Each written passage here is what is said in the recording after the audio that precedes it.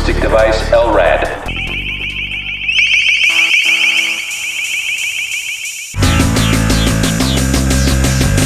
One acoustic device is gaining ground daily by being law enforcement's go-to choice for crowd control scenarios and search and rescue missions.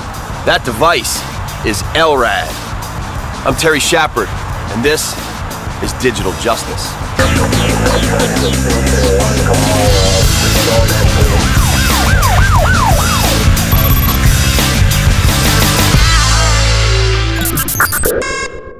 Robert, first question. What does LRAD stand for? Long-range acoustic device. Robert Putnam with LRAD Corporation gives the lowdown on this piece of popular yet contentious technology. With the long-range acoustic device systems, we're able to project voice messages and alarm tones up to distances over to 2 miles. It stays focused in a 30 to 60 degree beam, and by allowing us to do that, the people at the other end absolutely understand the instructions that are being given them, and we can give them the instructions in any language. We have a highly intelligible, very robust product now that's being sold throughout the world to militaries, commercial security, maritime security, and then also for wildlife protection and control. And for law enforcement, they appreciate having a device that really works for communication. Bullhorns just don't cut it. In large outdoor situations especially. So how did this technology come about? The genesis of LRAD really begins with the attack on the USS Cole in October of 2000. Here was a USS destroyer in a Yemeni port. They didn't know if it were fishermen or terrorists that were pulling alongside them until it was too late. They turned out to be terrorists, detonated, killed... And we know what happened. Yeah, we killed many sailors, injured others, caused $1 billion of damage to the boat. And they had all this firepower on board, but they didn't know who these people were, so they couldn't take any action. Well, the whole point with LRAD is it fills a critical gap. How do we determine if they're friendlies or not, if they're not responding to radio calls? And when I got in front of the device, I could immediately hear its effectiveness. This is a test of the long-range acoustic device LRAD. 1, 2, 3, 4, 5, 6, 7. All right, guys, I have to say I'm a little worried walking up here like you're gonna sneak in and turn it back on.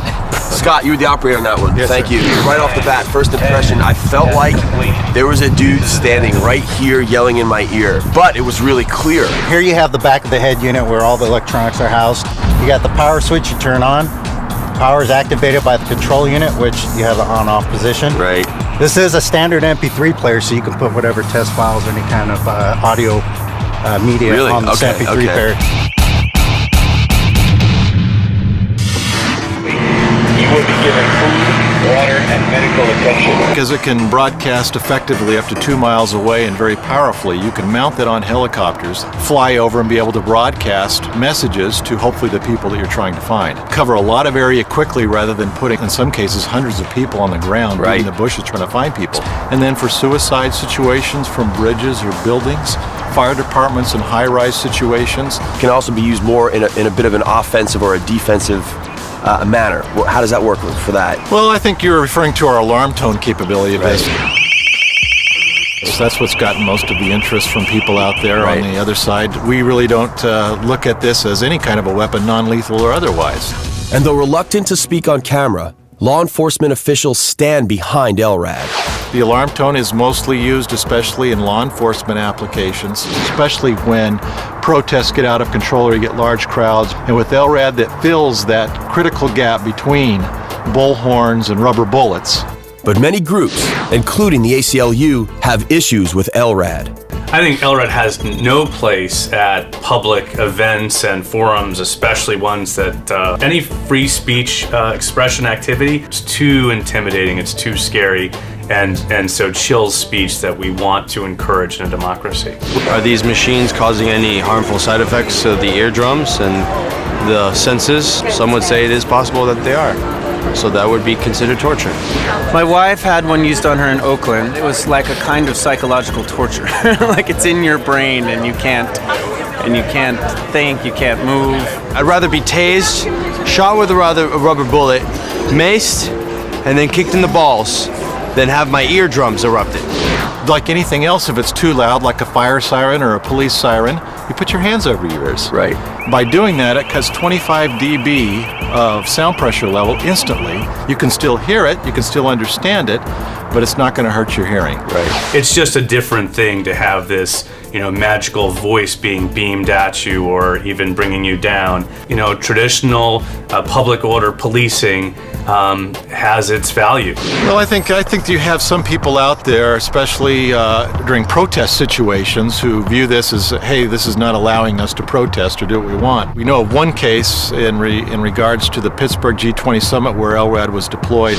By order of the City of Pittsburgh Chief Police, I hereby declare this to be an unlawful assembly. And I think that was the first time that a police department had used LRAD in a high-profile event. And what they were interested in is keeping the property damage down and the number of arrests down. That's the bottom line of LRAD. It's the ability to use long-range, powerful, highly intelligible communication to resolve uncertain situations peacefully, to determine intent, and potentially save lives on both sides of the long-range acoustic device. Guys, that was a really actually great demo.